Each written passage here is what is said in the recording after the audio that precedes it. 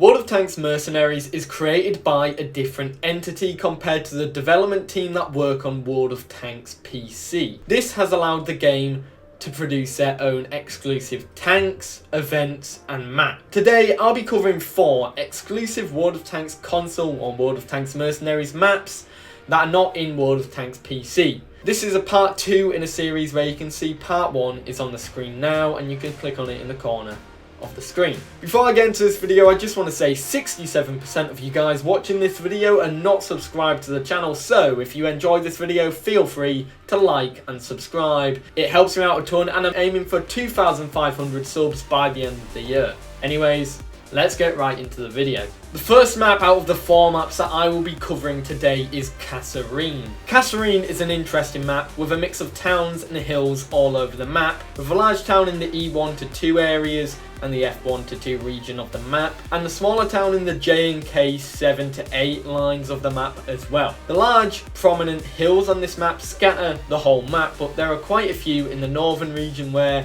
most of the hills are clustered, or most of the larger hills are clustered in the northern region at least. However, Kasserine is not just hills and towns. There is actually one big factor in this map that makes it unique, and that is the huge ravine that runs through the centre of the map, diagonal from B3 to J10 in the map. This ravine will be the area for a lot of big fights and slugfests in the map as well. However, it has a lot of opportunities to go into the ravine from different angles, which allow for quite a lot of flanking opportunities on this map.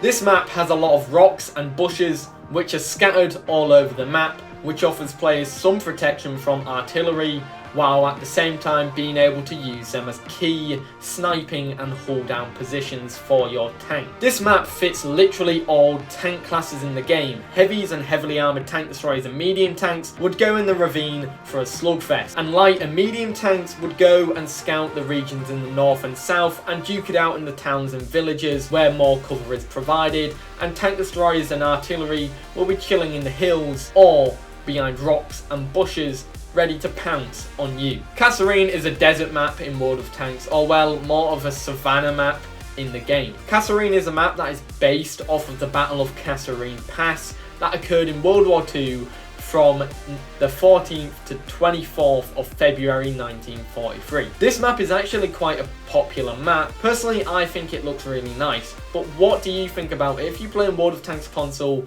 let me know what you think about Kasserine. Cornus is the newest map in this list, and it's coming in second in this list, a map that was added to World of Tanks in March of 2020. The newest exclusive map so far, which is also quite a decent map as well. This map is a basic summer map, which to me features the same playstyle as Mines and just seems very fitting to a Mines playstyle. A central hill with a town in the corner of the map, very similar to mine, and then many other alternate routes. This map is great for hull down and sniper gameplays, without having a lot of hills, perfect for hull down tanks, and of course a lot of bushes and rocks for you sneaky snipers. You can literally take up any position on this map and stay there for almost a full game, and it's even better if you get the hill on this map because you will be able to stay there for the full game if you win it. Heavy tanks will go to the centre of the map or to the town, which is on the left hand side of the map. This map is also very open, which is a light tank's wet dream for scouting, and scarily enough it's the arty's wet dream as well,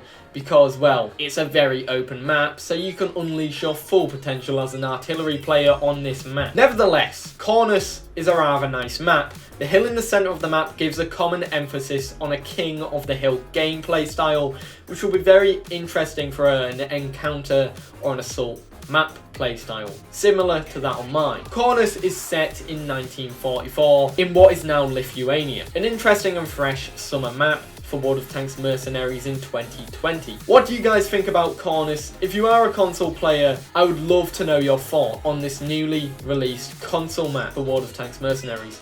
Was it worth it? Or is it just Mines but on a budget? Please let me know in the comments below. The next map, of course, is an exclusive map for World of Tanks console. Well, I mean, anyways, Liberty Falls is a map that was introduced to the game in 2017. And is an American themed map. What a surprise, it's in its name. The map is popular among tank destroyers and artillery players, mainly due to it being a map for snipers with the classic north versus south map style, with a lot of cover to utilise on either team. This map to me is similar to the likes of Highway and of course Provin. They share a similar theme and battles will be taking place in a similar way to those maps. The map offers a lot of cover like I was already said, but once you are spotted, the game is pretty much over. You'll probably die if you do not move out of your spot, and different spots are quite far from each other, or different good spots. There are multiple crossings to get to the enemy team. The centre of the map is going across a lake or a river in a valley, and the two left and right hand sides of the map is for one hill and the other bridge. Essentially, the bridge is the hardest crossing potentially on this map anyways, due to the lack of cover on the bridge itself, which would leave you a bit exposed if you were to, you know, brave the mighty beast and end up getting tracked, because then your game is over. The battles on Liberty Falls remind me of El Haluf, with the teams wearing each other down with a mix of artillery and sniper barrages, which eventually will lead to one team losing. This map is excellent for artillery, so be careful.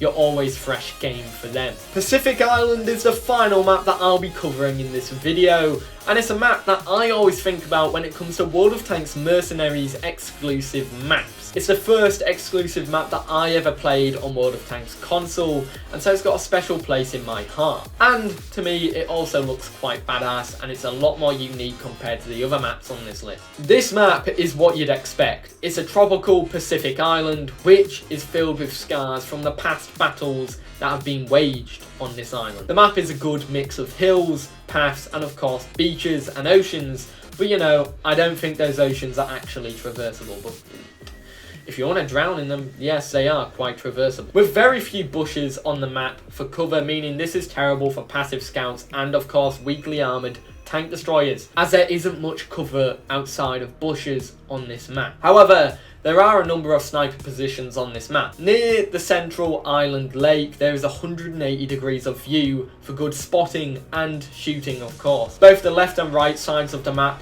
are good for flanking and provide a lot of flanking opportunities along the beaches of the map, providing for some interesting gameplay and of course flanking opportunities for you. The main combat of this map is pretty obvious where it'll be.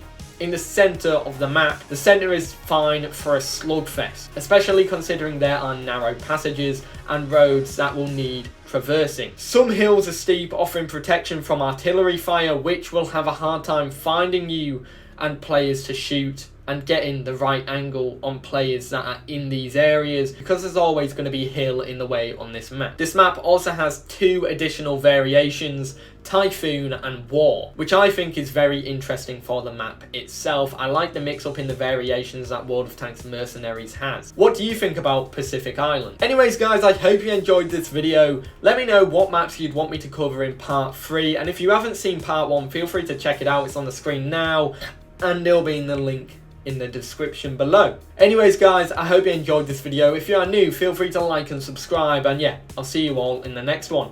Have a great day.